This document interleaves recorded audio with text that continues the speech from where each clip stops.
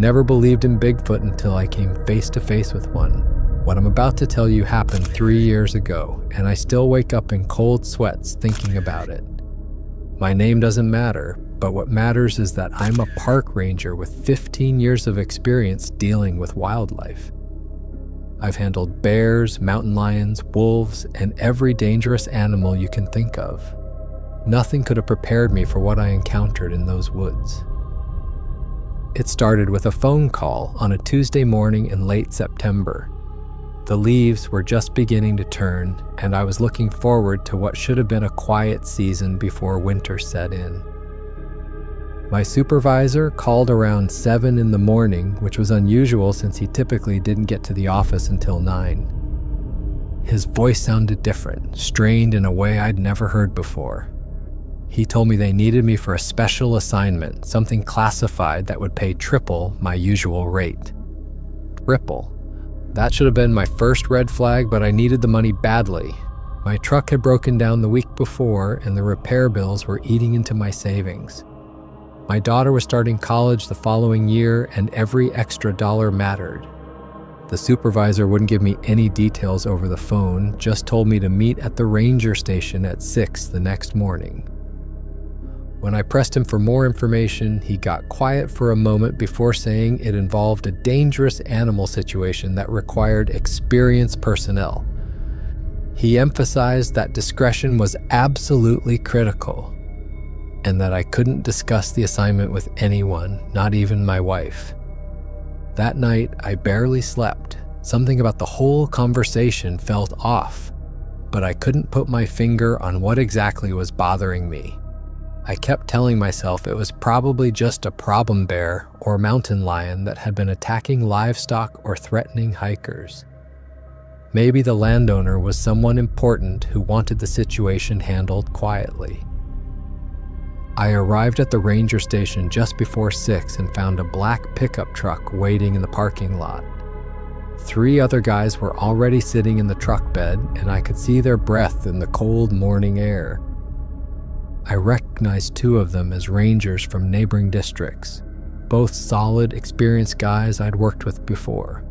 The third man I'd never seen, but he had the weathered look of someone who spent time outdoors. We all climbed into the truck bed without much conversation.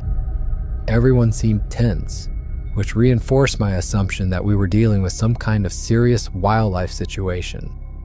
The 2 rangers I knew nodded at me, but nobody was in a talking mood.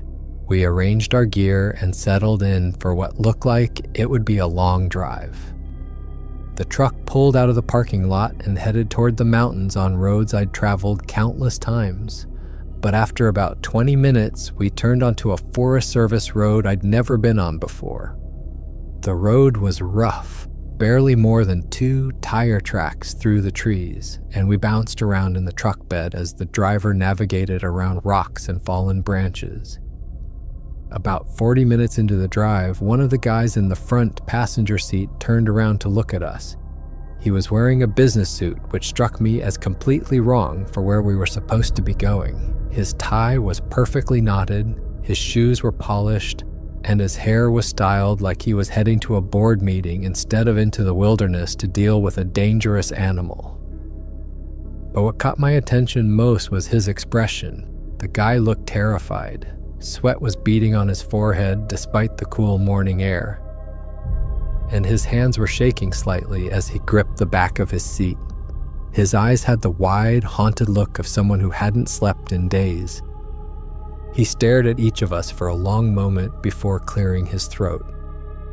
His voice was shaky when he finally spoke, nothing like the confident tone you'd expect from someone wearing an expensive suit. He told us we were all getting paid more money than any of us had ever made for a single job. In return, we needed to keep our mouths shut about everything we saw out there. Everything. The situation was classified, and if word got out, there would be serious consequences. He didn't elaborate on what those consequences might be, but the fear in his voice made it clear he wasn't just making empty threats. The way he delivered this message wasn't threatening exactly, but there was something in his eyes that looked like pure, desperate fear. like he was as scared of this situation as he expected us to be. We all exchanged glances, but nobody said anything. The silence in that truck bed became heavy and uncomfortable. I found myself studying the suit guy more closely as we continued driving. He kept checking his watch and looking back at the forest behind us, like he expected something to come chasing after the truck. His hands never stopped shaking, and he kept wiping sweat from his forehead, even though the morning air was cold enough that the rest of us were wearing jackets. After another hour of driving on increasingly rough roads, we finally stopped at what could barely be called a clearing. It was more like a spot where someone had knocked down enough trees to park a vehicle. The forest pressed in on all sides, dark and dense, and somehow menacing even in the morning sunlight. The suit guy got out of the truck and walked around to the tailgate, carrying a leather briefcase that looked expensive and completely out of place. He set the briefcase on the tailgate and pulled out a detailed topographical map, the kind the military uses. The map showed terrain features I didn't recognize, even though I thought I knew this area of the forest pretty well. He pointed to a spot deep in the wilderness where we were supposed to set up camp, maybe 8 or 10 miles from where we were standing. Then he indicated another area, roughly 2 miles from the campsite, where we needed to place traps. His finger was trembling as he traced the route we should take. The animal we were after was large and aggressive, he told us. It had attacked several hikers in the past month, though he was vague about the details of these attacks. We needed it contained, preferably alive if possible, but deadly force was authorized if necessary. He emphasized that the creature was extremely dangerous, and that we shouldn't underestimate it regardless of our experience with wildlife. When we started unloading the equipment from the truck, my blood ran cold. These weren't ordinary animal traps. They were bear traps, but massive ones, bigger than anything I'd ever seen in 15 years of wildlife management. Each trap was easily 3 feet across with steel jaws that looked like they could snap a telephone pole in half. The teeth were wickedly sharp and nearly 6 inches long. One of the other rangers whistled low under his breath as he hefted one of the traps. The thing had to weigh at least 100 pounds, maybe more. The chains attached to each trap were equally impressive. Heavy-duty steel links that looked like they belonged on a ship's anchor rather than an animal trap. What exactly were we hunting? One of the other rangers wanted to know. He was looking at the massive traps with the same sick feeling I had in my stomach. These things were designed to catch something enormous, something far bigger than any bear I'd ever encountered. The suit guy hesitated for a long moment, and I could see him choosing his words carefully. The animal was unidentified, he finally said, extremely large, definitely dangerous, and it had been terrorizing hikers for weeks. That was all we needed to know. He avoided our eyes when he said it, staring down at the map instead. He didn't say bear specifically, but that's what we all assumed. Maybe some kind of mutant grizzly or an unusually large specimen. But those traps suggested something even bigger than the largest bear on record. The more I looked at them, the more uneasy I became. We shouldered our heavy packs and started hiking toward the designated campsite. Each of us was carrying about 60 pounds of gear plus one of those massive traps. The trek was going to be brutal even under normal circumstances, but something about this forest made everything feel 10 times more difficult. From the moment we stepped off that rough road and into the trees, the forest felt wrong. It was too quiet. In 15 years of working in wilderness areas, I'd never experienced silence like this. No bird songs, no rustling of small animals in the underbrush, no insects buzzing around our heads. Even our footsteps seemed muffled, like the forest itself was absorbing sound. The trees grew closer together here than in other areas I'd worked, creating a canopy so thick that very little sunlight reached the forest floor. Everything had a dim, twilight quality that made it hard to judge distances. The air felt heavy and oppressive, like breathing soup.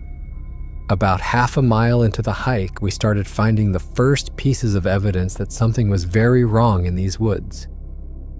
It began with scattered camping gear, a torn backpack hanging from a tree branch about 8 feet off the ground, pieces of a sleeping bag shredded and scattered across the forest floor.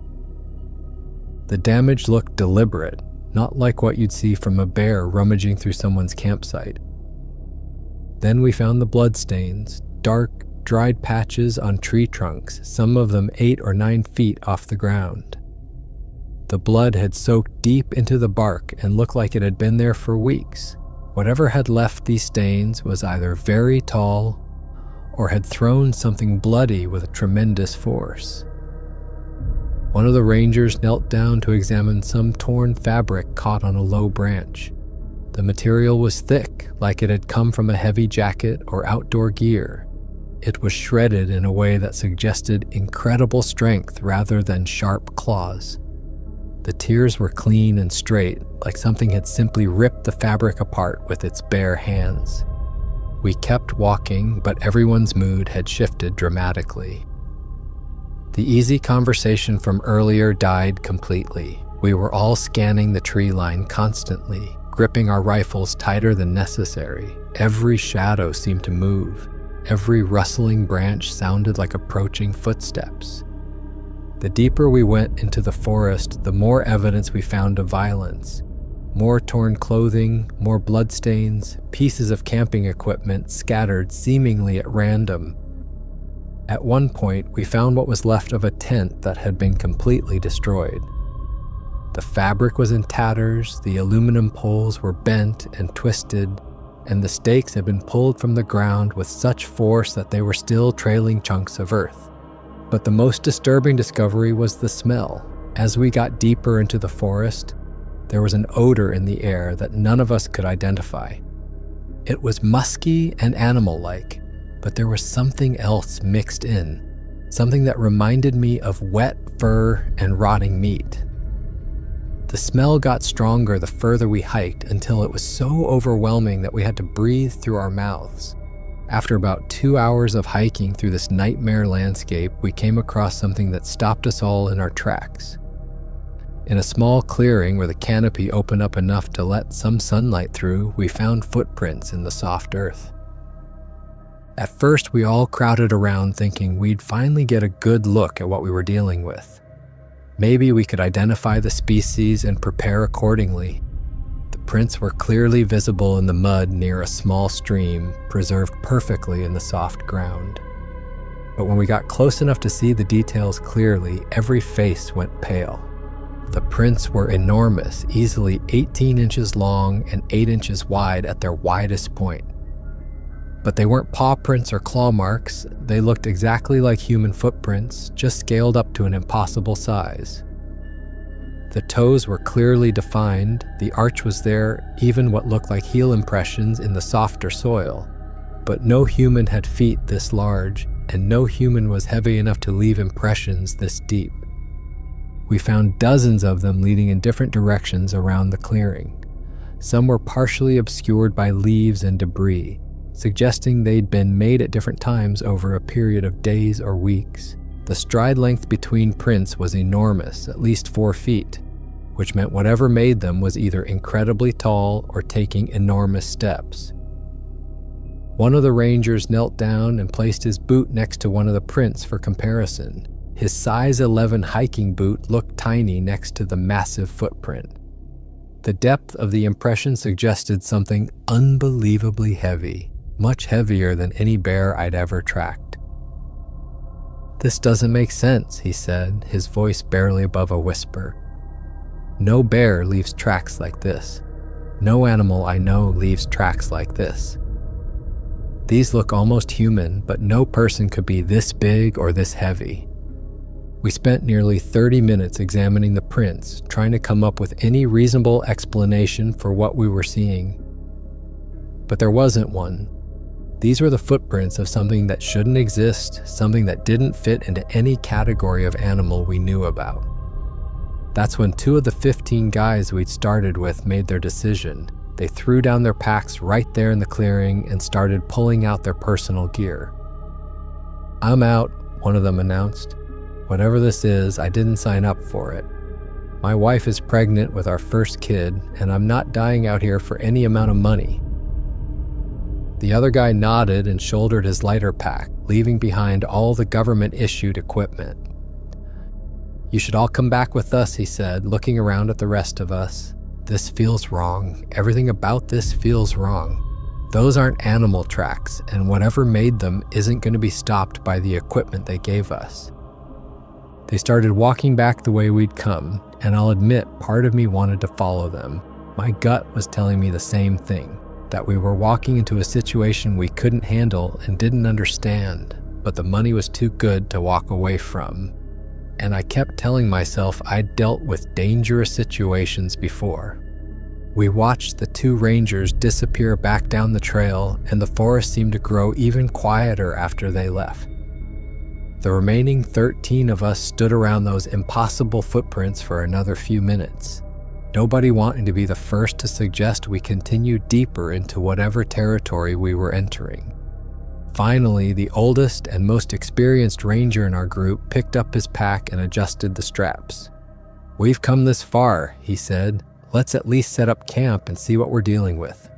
But everyone stays alert, and at the first sign that this situation is more than we can handle, we're out of here. The rest of the hike to the campsite took another 2 hours, and it felt like walking through a graveyard. The oppressive silence continued, broken only by our footsteps and the occasional distant sound that none of us could identify. Sometimes it sounded like branches breaking deep in the forest, but the snaps were too loud and too sharp to be from falling deadwood. We found more evidence along the way, tree branches broken off at heights that would require enormous strength to reach, strange scratches carved deep into tree bark, too high and too deliberate to be from any normal animal. At one point, we found a boulder the size of a refrigerator that had been moved from its original position, leaving deep gouges in the earth where something had dragged or rolled it several feet. The designated campsite was in a clearing surrounded by thick forest on all sides, which made me incredibly nervous. There were too many places for something large to hide and watch us. The clearing was roughly circular, maybe 50 yards across, with a small stream running along one edge. Under normal circumstances, it would have been an ideal place to set up camp. But knowing that something massive and unknown was somewhere in the surrounding forest made the clearing feel like a trap. We were exposed from every direction, with nowhere to run if something came charging out of the trees. We set up our tents in a tight circle in the center of the clearing and built a fire pit using stones from the stream. The sun was starting to set and the temperature was dropping fast. None of us wanted to be setting up camp in the dark, especially not in this place.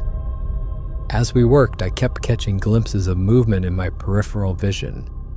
Every time I turned to look, there was nothing there, just dark trees and shadows. But the feeling of being watched was so strong it made my skin crawl. I wasn't the only one feeling it. I could see the other rangers constantly glancing toward the tree line, their hands never far from their weapons.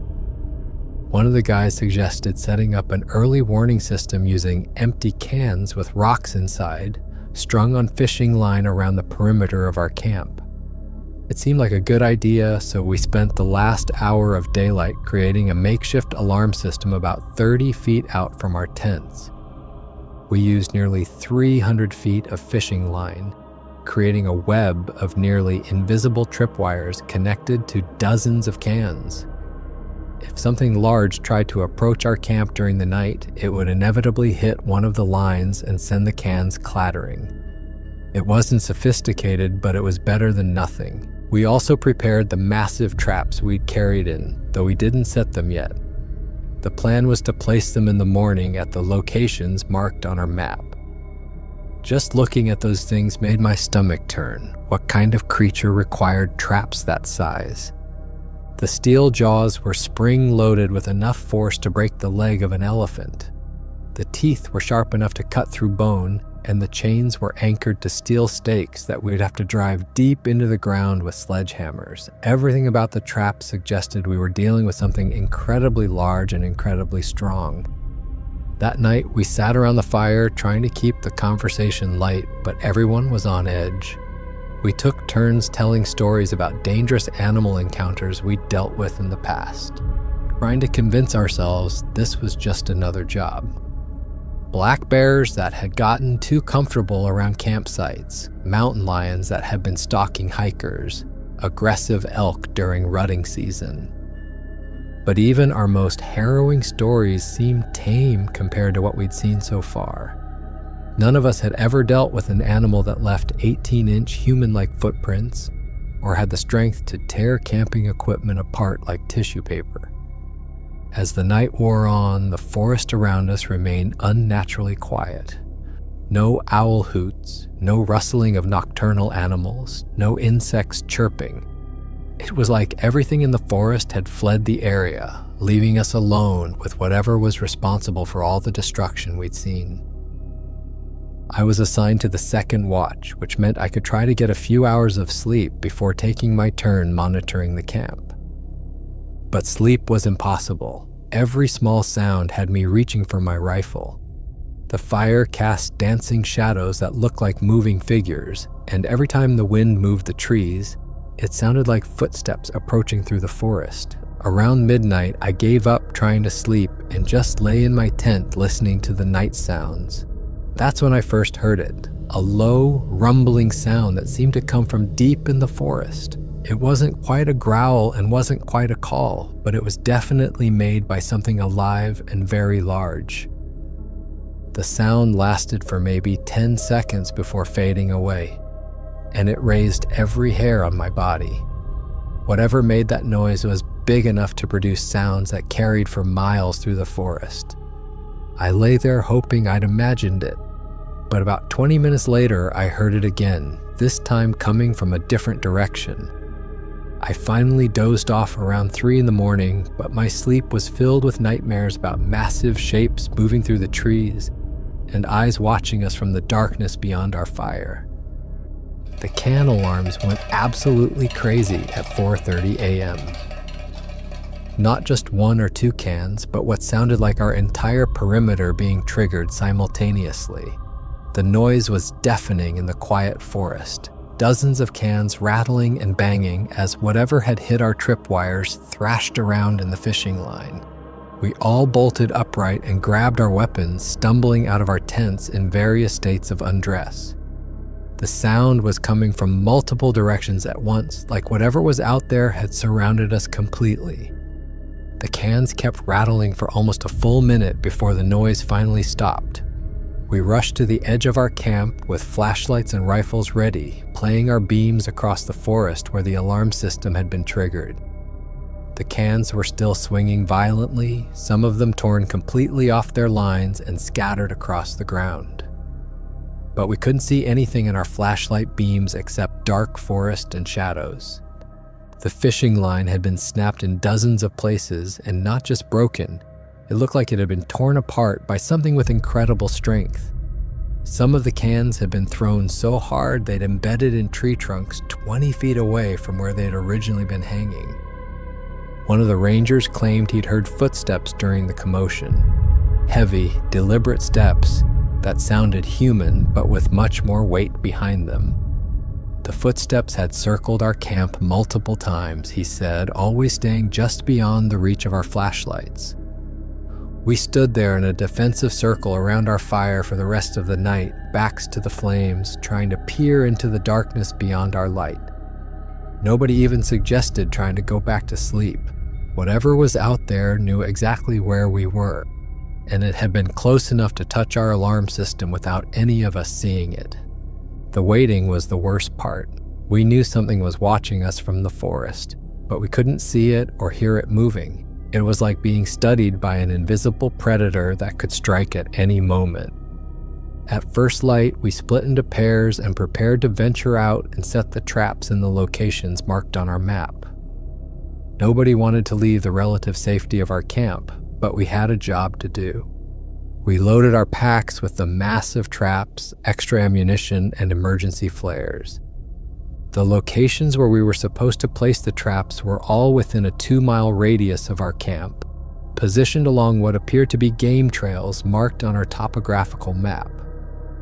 But when we reached the first location, we found something that made us realize these weren't normal game trails at all. The path through the forest was clearly worn by heavy use, but it was too wide for deer or elk. Trees on both sides of the trail had been pushed aside or broken off, creating a corridor nearly 8 feet wide. The ground was packed hard from years of heavy footsteps, and we found more of those enormous footprints pressed deep into the earth. Whatever used these trails was massive and had been traveling them for a long time. Setting the first trap took nearly an hour. We had to dig a pit to partially conceal the steel jaws, then cover them with branches and leaves. The trap was so heavy it took 3 of us working together to position it properly and driving the anchor stakes required turns with a 10-pound sledgehammer. While we worked, I kept getting the feeling we were being watched. Several times I stopped what I was doing and scanned the surrounding forest, but I never saw anything. The other guys were having the same experience, constantly looking over their shoulders and jumping at every small sound. The second location was even more unsettling. The trail here passed between 2 massive boulders, creating a natural choke point that anything traveling the path would have to pass through. But someone or something had been modifying the area. Branches had been woven between the rocks to create partial concealment, and we found what looked like crude symbols carved into the stone surfaces. The symbols weren't random scratches, they were deliberate markings that looked almost like a primitive writing system. Some were simple geometric shapes, circles, triangles, parallel lines. Others were more complex, resembling pictographs or ancient cave paintings. They'd been carved deep into the stone with something sharp and strong enough to gouge solid rock. We also found more of those impossible footprints, some of them so fresh they must have been made during the night while we were sleeping. The prints led right up to the rocks where we were working, then disappeared on the other side. Whatever made them had passed through this exact spot recently, possibly watching us set the trap. The thought that this creature had been walking around our camp in the darkness, close enough to trigger our alarms but smart enough to avoid being seen, made my blood run cold. We finished setting all 6 traps by early afternoon and returned to camp for what we hoped would be a quiet meal. For the first time since we'd entered the forest, things felt almost normal. We heated up some canned food over our fire and shared stories about our families back home. The sun was shining through the canopy, birds had finally started making some noise again, and the oppressive atmosphere of the previous night seemed to lift. We were starting to think maybe whatever had been stalking us had moved on to a different area. That false sense of security lasted exactly 3 hours. The scream came from deep in the forest, in the direction where we'd placed the largest trap. The sound was unlike anything I'd ever heard in 15 years of wildlife work. Part roar, part human shriek, filled with rage and pain. It echoed through the trees and seemed to go on forever, rising and falling in pitch like a siren. We grabbed our rifles and medical supplies and ran toward the sound, crashing through underbrush and jumping over fallen logs. The screaming continued as we ran, getting louder and more desperate the closer we got. Mixed in with the primary sound were other noises, the rattling of chains, the crack of breaking branches, and what sounded like steel being stressed to its breaking point. What we found when we reached the trap site still haunts my nightmares. The trap had worked perfectly. Something enormous was caught in those massive steel jaws, and it was absolutely furious.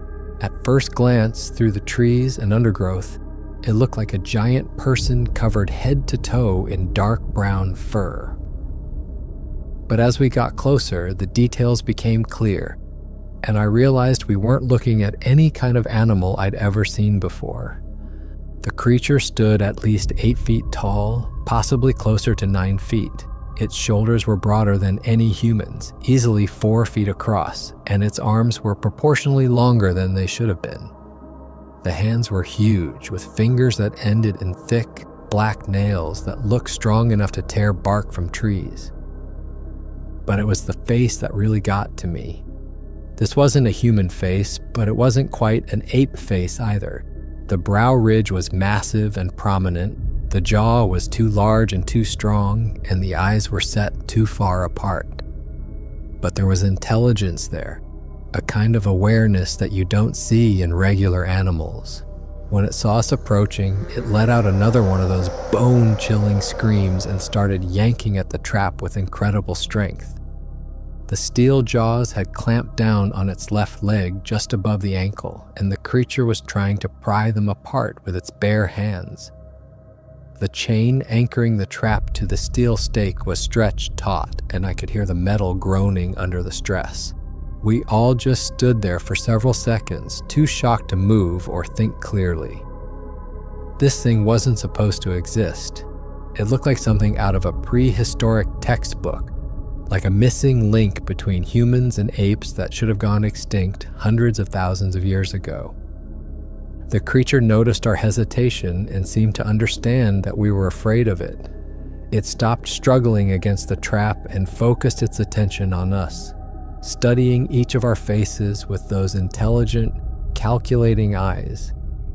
The look it gave us was filled with hatred, but also with a kind of recognition, like it understood exactly what we were and what we'd done to it. Finally, one of the rangers pulled out a tranquilizer gun loaded with enough sedative to drop a full-grown grizzly bear. His hands were shaking as he raised the weapon and took aim at the creature's shoulder. The dart hit its target with a soft thunk, and we all stepped back to wait for the drug to take effect. But nothing happened. The creature looked down at the dart protruding from its fur, pulled it out with 2 fingers, and threw it back at us. If anything, it seemed to become more agitated, thrashing against the trap with renewed fury. The ranger loaded another dart and fired again, this time aiming for the creature's chest where the drug would be absorbed more quickly. We waited, but it barely seemed to slow down. The dosage that should have knocked out a 1,000-pound bear was having almost no effect on this thing. He fired a 3rd dart, then a 4th. Finally, after what felt like an eternity, the creature's movements became sluggish and unsteady. But even then, it never completely lost consciousness. It just became too weak to continue fighting the trap, swaying on its feet and glaring at us with those terrible, intelligent eyes. It took all 13 of us working together to load the semi-conscious creature onto the large cart we'd brought for transport. Even drugged, it had to weigh at least 600 pounds, maybe more. We wrapped heavy chains around its arms and legs, chains that were clearly designed for this specific purpose, with locks and fittings that suggested someone had known exactly what we'd be dealing with. While we were securing the creature for transport, I got my first really close look at it. The leg caught in the trap wasn't broken, which seemed impossible given the force of those steel jaws. The bone had to be incredibly dense and strong to withstand that kind of pressure without snapping. The fur covering its body was coarse and thick, more like the coat of a wild boar than the soft fur of a primate. Underneath the fur, I could see muscles that looked like they'd been carved from stone. This thing was built for incredible strength and endurance, designed by evolution to survive in conditions that would kill a normal human. But the most disturbing thing was how human-like its hands and feet were. The proportions were wrong, too big, too strong, but the basic structure was unmistakably similar to our own. The fingers had the same joints in the same places, the thumbs were opposable, and the feet had the same arch and toe arrangement that we'd seen in the footprints. Back at camp, we assembled a large cage from parts that had been packed in our supply boxes. Everything fit together perfectly with bolts and brackets that lined up exactly, like it had been custom designed by people who knew precise measurements. The cage was big enough to hold something 9 feet tall, with steel bars thick enough to contain incredible strength. We loaded the unconscious creature inside and secured multiple heavy-duty padlocks on the door. Even unconscious, it was an intimidating presence. In the confined space of the cage, it looked even larger and more powerful than it had in the forest. Seeing it up close in daylight, I was struck by how ancient it appeared. The bone structure, the muscle development, even the way its hair grew in certain patterns, everything about it suggested something that had been evolving separately from modern humans for hundreds of thousands of years. We had to keep injecting it with tranquilizers every few hours to keep it manageable. Whenever it started to wake up, even partially, it would look at us with such intense hatred and intelligence that it made everyone nervous. This wasn't just some dumb animal that had wandered into our trap. There was something thinking behind those eyes, something that understood it had been captured and was planning what it would do to us if it ever got free. The way it studied each of us was particularly unsettling. It would focus on one person for several minutes, memorizing their face, then move on to the next, like it was making a list of enemies to remember for later. That night, we set up a guard rotation with 2 people watching the cage at all times while the rest tried to get some sleep. I volunteered for the first shift along with the most experienced ranger in our group. We positioned ourselves about 10 feet from the cage with our rifles across our knees, close enough to monitor the creature, but far enough away that it couldn't reach us through the bars. For the first few hours, everything was quiet. The creature remained unconscious, breathing slowly and steadily. We kept our voices low and tried not to make any sudden movements that might wake it up. Around 2 a.m., our rebuilt perimeter alarm system started going off. But this time we could see what was triggering it. Dark shapes were moving between the trees just beyond the reach of our firelight, at least 3 or 4 of them, maybe more. They were staying in the shadows, but occasionally we'd catch glimpses of massive forms moving with surprising stealth through the forest. "There are others," my partner whispered, his voice barely audible. "There's a whole family of these things out there." The shapes in the forest seemed to be communicating with each other through low, rumbling sounds that we felt more than heard. They were coordinating their movements, taking positions around our camp like they were planning some kind of coordinated attack. We woke the rest of the camp as quietly as we could, and everyone grabbed their weapons. But we didn't dare leave the circle of firelight to investigate. Whatever was out there had the advantage of numbers, darkness, and knowledge of the terrain. That's when the rock throwing started. The first boulder came whistling out of the darkness and crashed into our fire pit, scattering burning logs and sending sparks flying everywhere. It was followed by a barrage of stones, some the size of baseballs, others as big as bowling balls, all thrown with incredible accuracy and force. We scattered and took cover behind trees and equipment, but the bombardment continued for nearly an hour. The creatures in the forest were using the cover of darkness to move around our camp, always staying just out of sight, keeping us pinned down and terrified. The most frightening part was how coordinated the attack was. While some of them threw rocks, others were making noise from different directions, trying to confuse us and make us think we were surrounded by dozens of them. We could hear branches snapping in the distance as they moved through the forest, always staying just beyond our ability to see them clearly. Every time we tried to organize some kind of response or counterattack, another volley of rocks would come flying out of the darkness, forcing us back into defensive positions. They kept us pinned down and helpless for hours, demonstrating that they were smarter and better organized than any animal we'd ever encountered. The psychological warfare was almost as effective as the physical attack. The constant noise, the feeling of being surrounded and watched, the knowledge that something intelligent and hostile was studying our every move. It was slowly breaking down our nerves and our ability to think clearly. Around 4 a.m., the attack suddenly stopped. The forest became quiet again, but we knew they were still out there, watching and waiting. We huddled around the remains of our fire for the rest of the night, taking turns on watch and jumping at every small sound. By dawn, we were all exhausted and scared out of our minds. The oldest and most experienced ranger in our group, the one who'd been leading us since we entered the forest, called us all together for a meeting. He looked older than he had when we'd first arrived, like the stress and fear had aged him years in just a few days. His face was grim as he looked around at each of us, seeing the exhaustion and terror in our eyes. "This was a mistake," he told us quietly. "We don't belong here. These things, whatever they are, they're not going to stop until they get their friend back. And there are more of them than there are of us. They're smarter than we expected, better organized, and they know this territory better than we ever will." He looked around at all of us again, his expression serious but not panicked. "I'm calling this off," he announced. "Pack your gear, we're leaving." Nobody argued with his decision. We'd all reached the same conclusion independently during the long, terrifying night.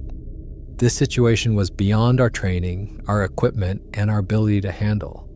We were outmatched by creatures that shouldn't exist, and continuing to stay in their territory was going to get us killed. As we broke camp and loaded our packs, I kept glancing at the cage with the unconscious creature inside. Part of me felt guilty about leaving it there, but a bigger part of me was terrified of what would happen if we tried to move it and triggered another attack from the others. The creature had started to wake up as the tranquilizer wore off, and it was watching us prepare to leave with those intelligent, calculating eyes. It seemed to understand what was happening, and there was something almost satisfied in its expression, like it knew its family was coming to rescue it, and we were finally smart enough to get out of their way. We started our retreat in tight formation, constantly watching the forest around us for any sign of movement. The sounds of the other creatures followed us for the first mile, branches breaking in the distance, occasional low rumbling calls that seemed to be coordinating their movements, and the unmistakable sound of heavy footsteps moving parallel to our path through the trees. But they didn't show themselves during our retreat. Maybe they were just making sure we actually left their territory and weren't planning to circle back. Or maybe they were already focused on freeing their captured family member and didn't see us as a threat anymore. Every step away from that camp felt like a small victory, but we didn't dare relax our guard. The forest around us remained unnaturally quiet except for the sounds of whatever was following us through the trees. We moved as quickly as we could while still maintaining formation, nobody wanting to be the one who fell behind and got separated from the group. About halfway back to where we'd started, we began hearing new sounds from behind us. The screech of metal being torn apart, the crash of heavy objects being thrown around, and more of those terrifying screams we'd first heard when our trap had been triggered. It sounded like the creatures were taking apart our campsite and probably destroying the cage to free their imprisoned family member. The noise continued for nearly an hour as we put distance between ourselves and whatever was happening back at our former campsite. None of us suggested going back to investigate or try to recapture the creature. We'd learned our lesson about underestimating what we were dealing with. When we finally reached the rough road where the truck had dropped us off, I felt like I could breathe again for the first time in days. But the truck wasn't there waiting for us. We'd been told someone would pick us up when we were ready to leave, but the road was empty. We waited for 3 hours before another black SUV finally appeared. The same nervous man in the business suit was in the passenger seat, but now he looked even more terrified than he had when we'd first met him. His face was pale and his hands were shaking so badly he could barely hold the radio he was using to communicate with someone. The ride back to civilization was conducted in complete silence. None of us felt like talking about what we'd experienced, and the suit guy was too busy having hushed, urgent conversations on his radio to pay attention to us. I caught fragments of what he was saying. something about containment failure, asset recovery, and implementing secondary protocols. When we reached the ranger station where this whole nightmare had started, we were separated and taken to different locations for individual debriefings. I spent 6 hours in a windowless room with 2 men in identical gray suits who asked me the same questions over and over again. They wanted every detail about what we'd seen, what the creatures looked like, how many there were, what kind of capabilities they demonstrated. They were particularly interested in the intelligence the creatures had shown, the coordinated attacks, the tool use, the way they'd communicated with each other. At the end of the debriefing, they gave me a stack of documents to sign. Non-disclosure agreements, security clearances, statements acknowledging that everything I'd witnessed was classified at the highest levels of government. They made it very clear that discussing any aspect of what had happened would result in serious legal consequences and potential criminal charges. But they didn't really need to threaten us. None of us wanted to talk about it anyway. Who would believe us? And more importantly, who would want to hear about the existence of creatures like that living in our national forests? I was given 2 weeks of paid leave and told to report to a different district when I returned to work. My official assignment records showed that I'd been on routine wildlife management duties during the time I'd actually been in that forest. As far as the paperwork was concerned, nothing unusual had happened. But I knew better, and I could tell from the way other rangers looked at me that word was spreading through unofficial channels about what had really happened out there. There were rumors about similar encounters in other parts of the country, stories about elite government teams that specialized in dealing with cryptid situations, whispers about facilities where captured specimens were being studied. Within a month, I learned that the entire forest area where we'd been deployed had been quietly closed to the public. The official reason was unstable soil conditions that made hiking dangerous, but anyone familiar with the area knew that was nonsense. Roadblocks went up, no trespassing signs were posted, and the whole region was declared off-limits to civilians.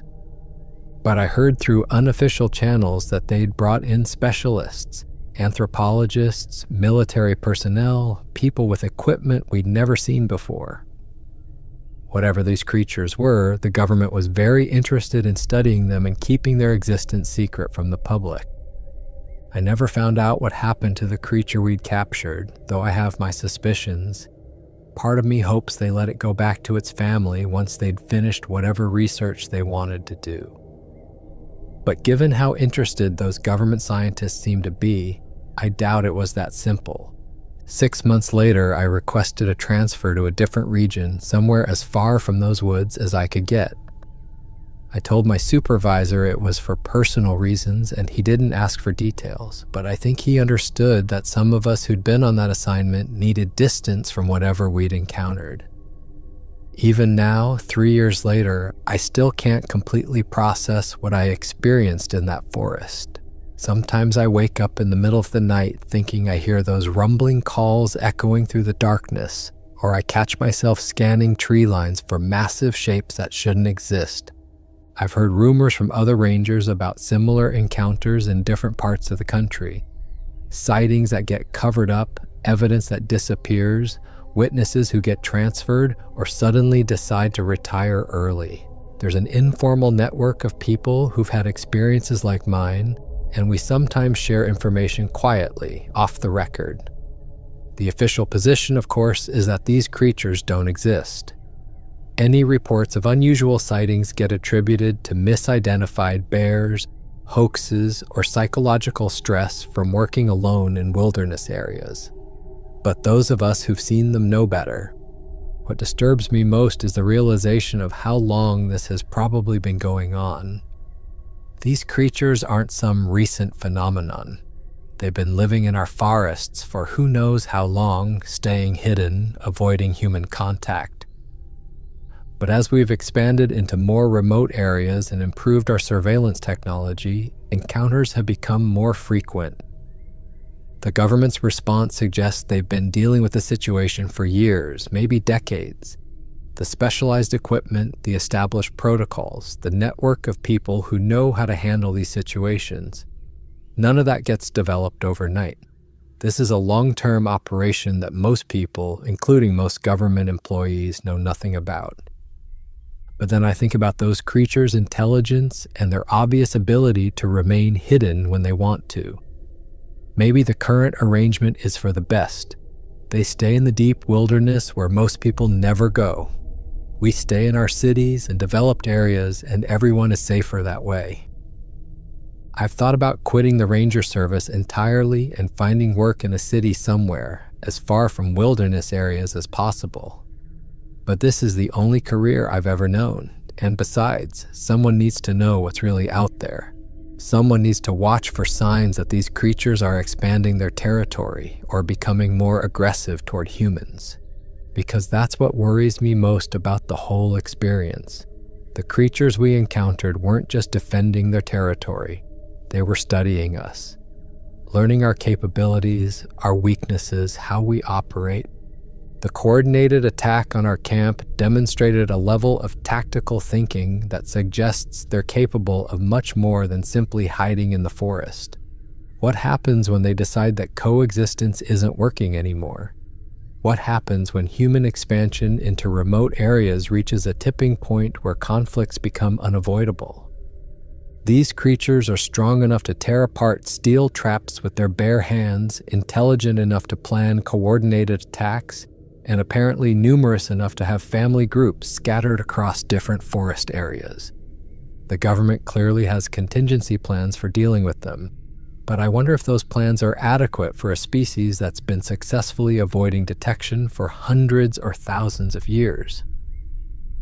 We caught one of them through luck and overwhelming firepower, but they freed it within hours and drove us out of their territory completely. The official reports from our mission were heavily redacted and classified, but I know they're being used to develop new protocols for future encounters. There are people in government facilities somewhere studying every detail of our experience, trying to understand these creatures' capabilities and develop better methods for dealing with them. But I hope they're also considering the possibility that the best approach might be simply leaving them alone. Our brief encounter demonstrated that these creatures are perfectly capable of defending themselves and their territory. Maybe the smartest thing we can do is establish clear boundaries and stick to them. The forest where we had our encounter remains closed to the public, and I know there are monitoring stations scattered throughout the area. Motion sensors, cameras, listening devices, all designed to track the creature's movements and behavior patterns. It's like they've turned the entire region into a giant research facility. I wonder what they've learned from all that surveillance. Are the creatures still there, or have they moved deeper into the wilderness to avoid human monitoring? Do they understand that they're being watched, and if so, how are they adapting to that knowledge?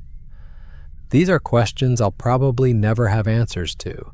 So we're stuck in the strange situation where a small number of government officials and researchers know about the existence of unknown humanoid species, while the rest of the world remains oblivious. It's a secret that gets heavier to carry as time goes on, especially when I see families heading out for camping trips in areas where these creatures might be present. If you don't believe this story, that's fine. I hope you never have to find out for yourself whether I'm telling the truth or not. But if you ever find yourself in deep wilderness and you get that feeling that something is watching you, trust that instinct. If you hear sounds that don't match any animal you know, if you find footprints that are too big and too human-like, if the forest goes completely quiet around you, get out. Don't try to investigate. Don't try to get photos or proof. Just leave as quickly and quietly as you can and don't look back. Because once they know you've seen them, they don't forget. And they don't forgive. All I know is that these creatures are real. They're intelligent, and they're still out there. And everyone who ventures into their territory deserves to know what they might be walking into. For now, they seem content to stay in the deep wilderness, away from human populations. But climate change, deforestation, and continued expansion of human development into remote areas means that encounters are likely to become more frequent. And when they do, we'll need people who understand what we're really dealing with. For more interesting stories, check this out.